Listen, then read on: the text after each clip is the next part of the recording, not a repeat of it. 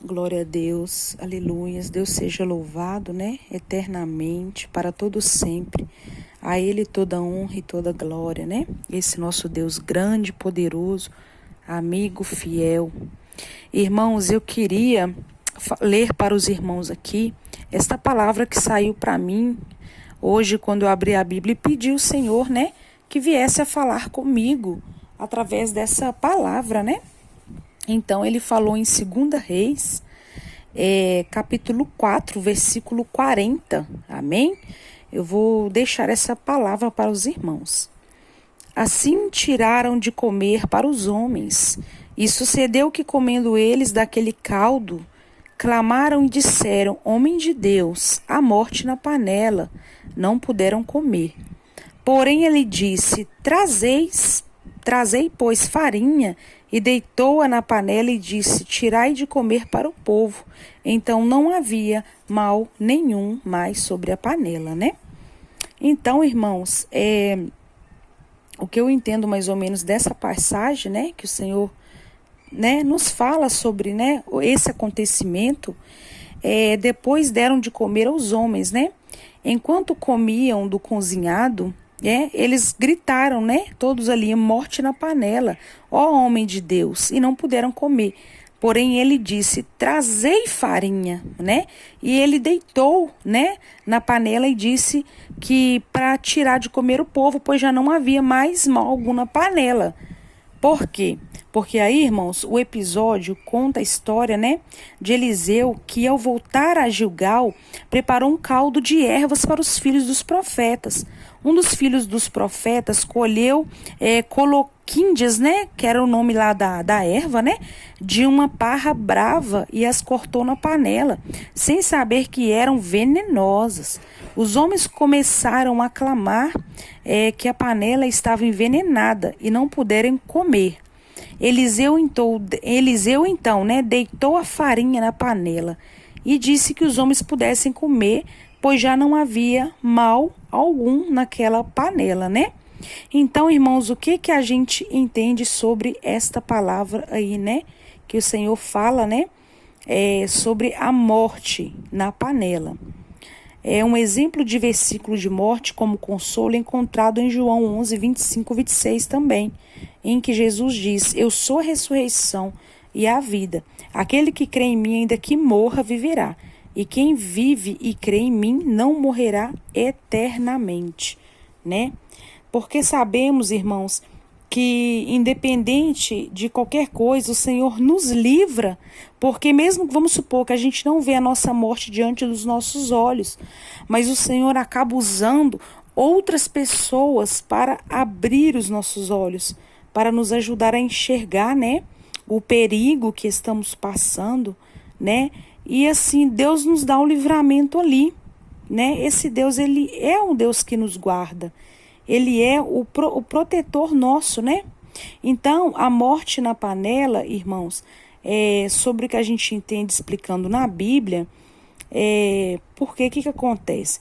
Em resumo, estando Gilgal numa época de muita fome, o profeta, né, ele pediu ali que um dos seus discípulos providenciado um caldo de ervas, pois ele queria, naquele momento ali, né, comer aquele caldo de ervas, né, para ali prosear com pessoas, falar sobre Jesus ali naquele momento, né?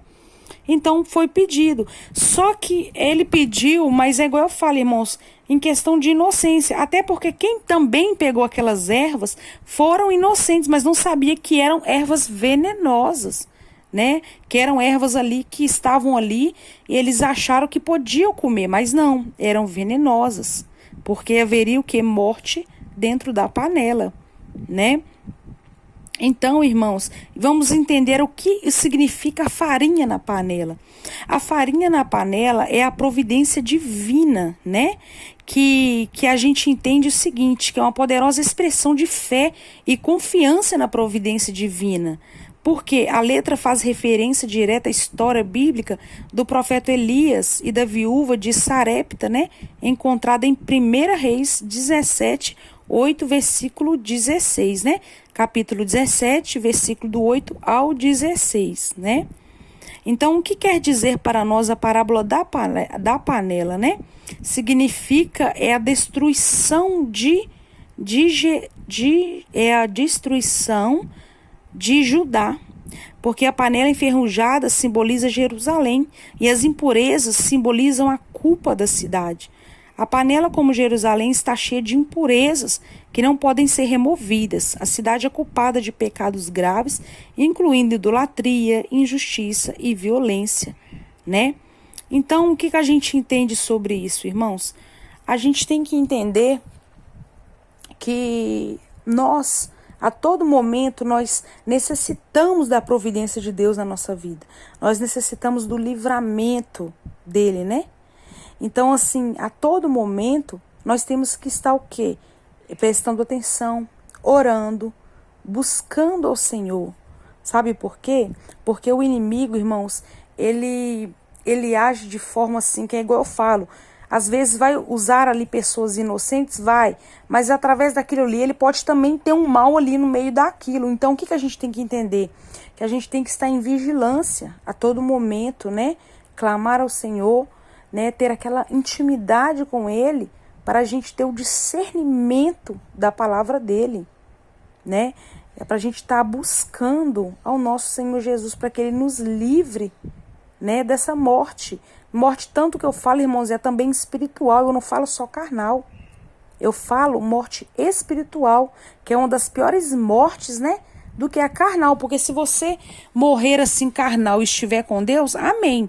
Porque nós não vamos morrer, nós vamos assim, vamos ser levados para Cristo, mas nós não vamos morrer nunca. Nós que somos, né, verdadeiramente do Senhor e estamos no caminho dele, né?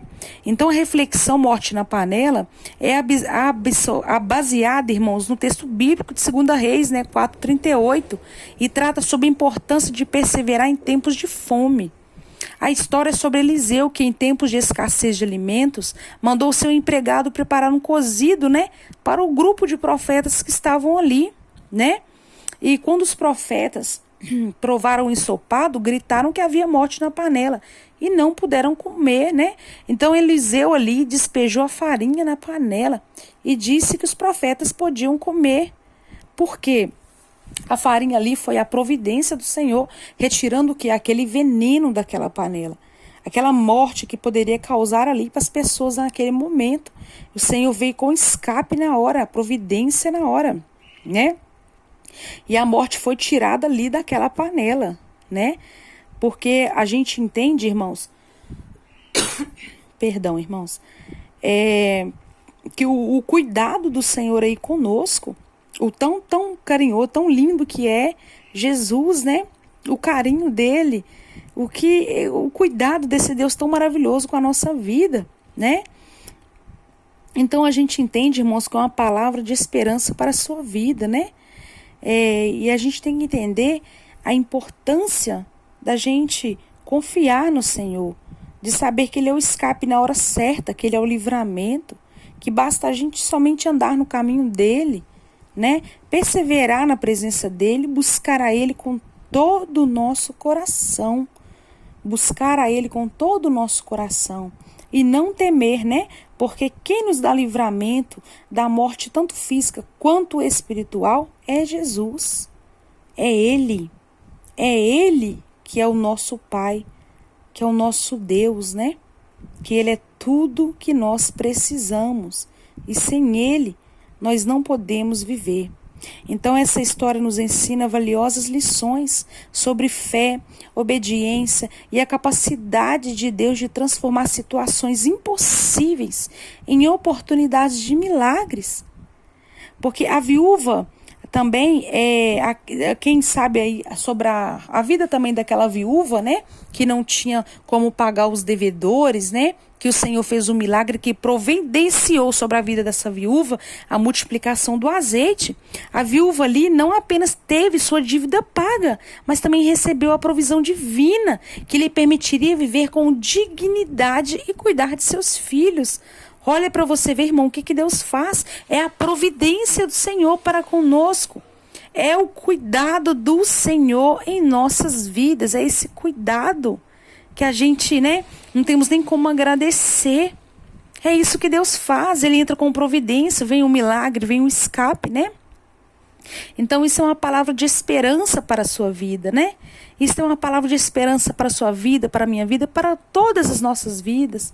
Pois o Senhor é a nossa provisão, é o nosso socorro. E Ele é o nosso refúgio. E Ele pode suprir todas as necessidades do seu povo.